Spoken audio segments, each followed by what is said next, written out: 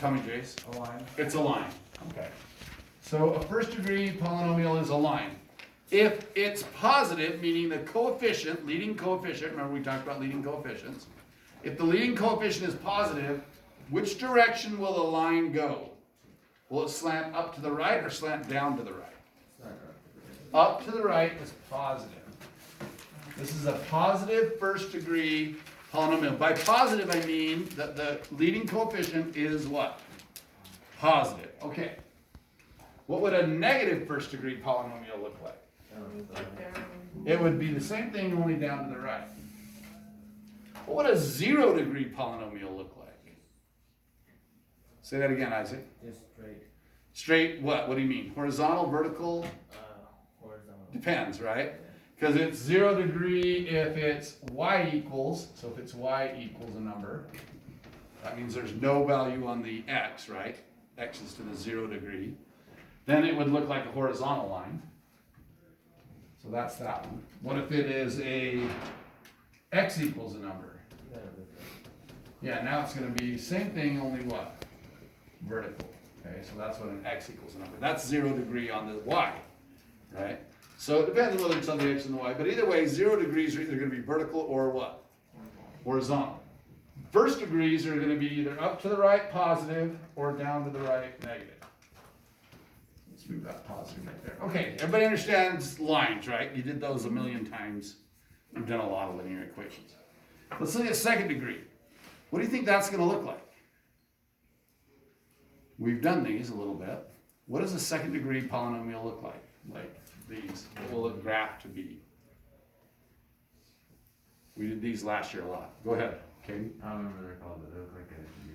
They look like a U, right? They're called a what? Parabola, right? They're going to look like this. That one, is it positive or negative? The one I just drew. Positive. This is a positive. It will open what? Up. Okay. If it's negative, it will open down. Okay. Now let's talk about some words that kind of go with this. For this one, we talk about, for the line, we always talk about y what? Intercept, right? What does y-intercept mean? The point it crosses the what? Y-axis, okay? Do these still have y-intercepts? Yes. Are they as important though? No, because it could be, you know, who knows where that is. It could be the vertex, in which case, yeah, that's kind of important. But is it always the vertex? No. So it's not that important. So what we really need is what I just said. What are some things we need on a degree 2? We need a what? Vertex. What does a vertex mean? It's a high point or a what? Low point. Okay? Either a high point or a low point is the vertex of a graph. Okay? What else would be nice to have? Well, we call these either roots.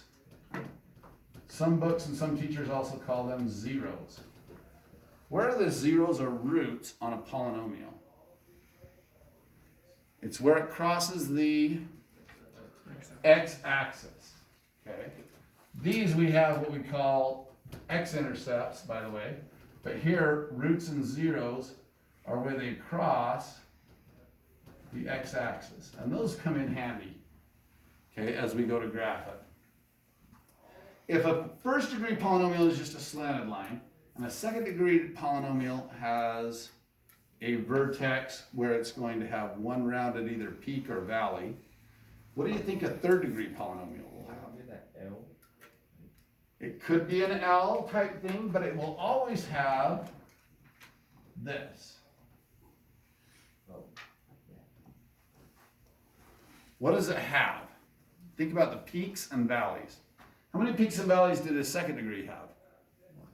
How many did a first degree have? How many is a third degree going to have? 2. So it's going to have one peak and one what? Valley.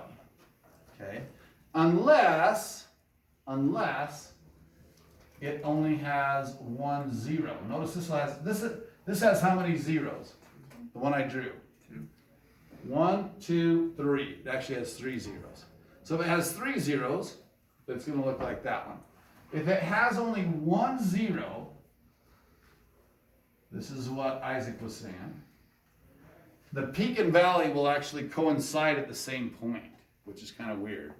And so it kind of goes straight across there and then comes up through. And that's what we call when it has, and we're going to talk about these words, multiplicity. Okay?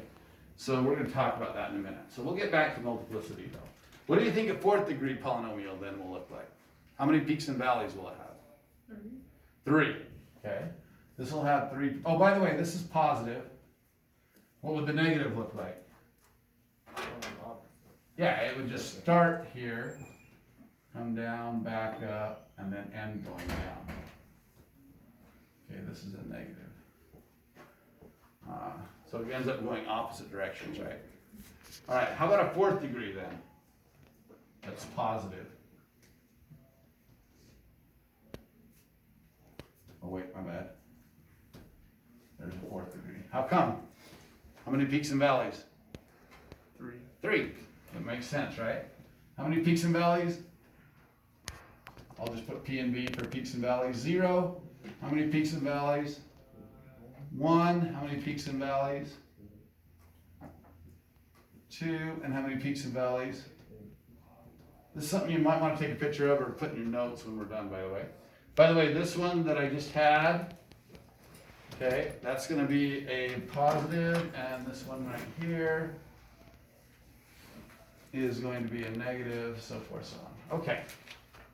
All right, now let's talk about duplicity and multiplicity. These are some key words also. Duplicity. How many zeros do you expect on an x squared graph? How many zeros do you expect? How many times do you think it's going to cross the x-axis? Twice, right? Once on the way down and once on the way what? Up if it's positive, right? It may have none. How come it would have none? The entire graph lies where? Above the x-axis. Okay, then it would have none. If it has duplicity, it has 1.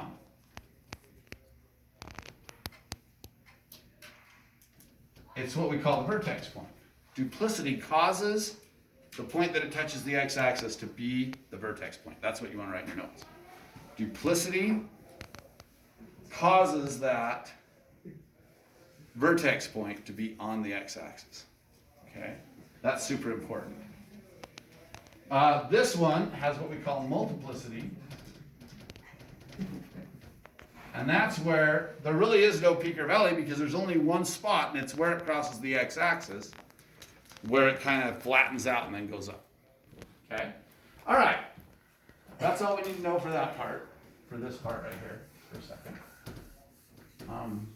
And then we're going to try these over here. Okay, so let's just think about the graphs of these. What will that look like? It's a line. Good. Who said line? Okay, good. It's a line. Okay. How do you know it's a line? How do you know this is a line? It's to the what degree? First. That's the most important thing. It's the first degree. Is it fx, like in parentheses? Yep, f of x in parentheses on every one of these. Sorry, that's maybe just not quite clear. Okay, what's the slope of that line then? What's the slope of this line? What's the number in front of the x? What's the coefficient? 1. I'm going to go over 1 and up what? 1. Where's the y-intercept? 0 because there's nothing added to it, right? That's pretty easy. It's going to go straight up to the right. Over 1, up 1, over 1, up 1, over 1. I can keep doing that. Go down 1, left 1, down 1, left 1. I can go that. Okay? So that's my line. Okay. That was easy. How about this one? Same thing. Same exact thing or not? Well, not as the same exact thing, but basically it's just going to be a negative. So what does that mean? Because it's gonna negative. be a line going the other way. It's not going to go up to the right, it's going to go up. And think about what the slope is. Negative 1 over 1. Everybody agree with that? Mm-hmm. It's down 1 and to the right, positive 1. So a negative actually is a negative over a positive. Or is it the same as a positive over a negative? Yes, those are the same. And you end up with that line. That was easy, wasn't it? What should this look like? where's gonna be the y-intercept? This one is going to have duplicity. What are the points that it meets the graph? Let me show you. Let me ask you this. If I had x squared equals 4, how would I solve that equation? Square root of both sides, right? And what will I get? That's one of the answers. What's the other? It's actually positive or negative 2. Why is that true? What's a negative 2 times a negative 2? Positive 2. What's a positive 2 times a positive 2? Positive 4. So both of those end up being 4, whether it's positive or what? Negative. Now this here, if I set this equal to 0, took the square root, I actually get plus or minus what? 0. So how many roots are there?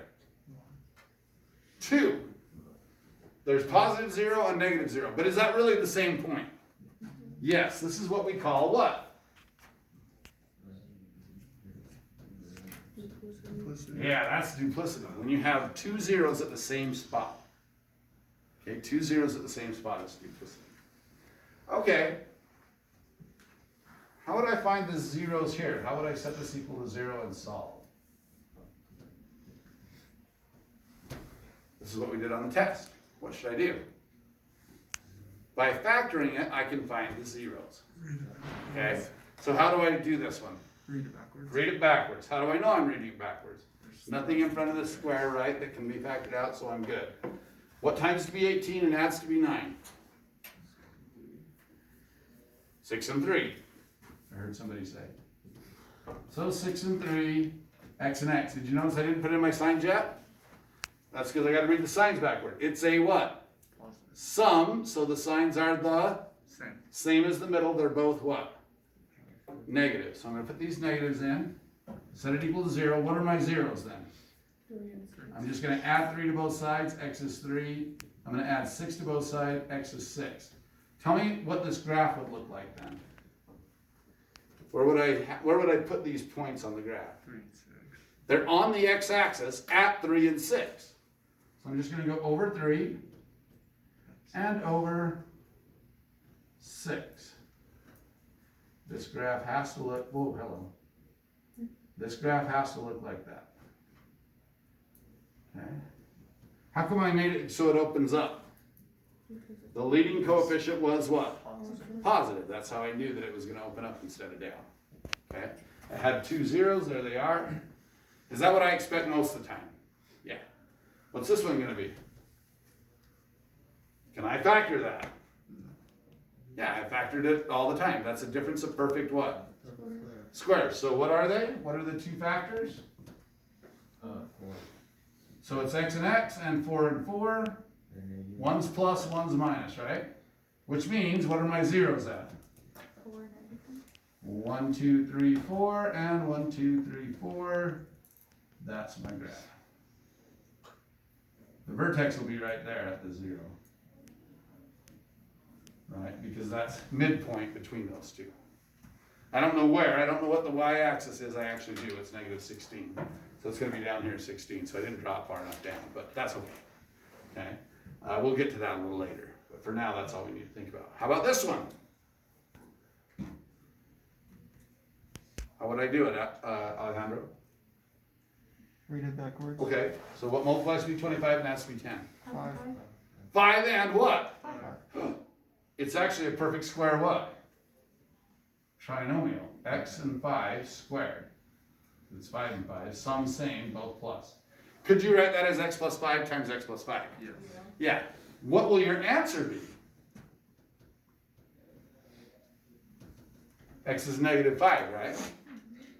But how many times is x negative 5? 1. Twice. Because I can set the first one equal to 0 and the second one equal to 0. So it's actually duplicity Negative 5. at negative 5. What does that mean? It's going to cross at 1, 2, 3, 4, 5, but it's not going to cross. What's it going to do? 1, 2, 3, 4, 5. There we go. At this point, it's going to bounce. That's going to be the vertex point. How do I know it's going to be the vertex point? Because we have what? duplicity. See, the duplicity tells you that. And is it gonna open up or down? Down, all Up, because this is positive. So this one's positive, it's gonna open up, there you go. That's what it's gonna look like. Okay, pretty easy to determine those things. Okay, we're gonna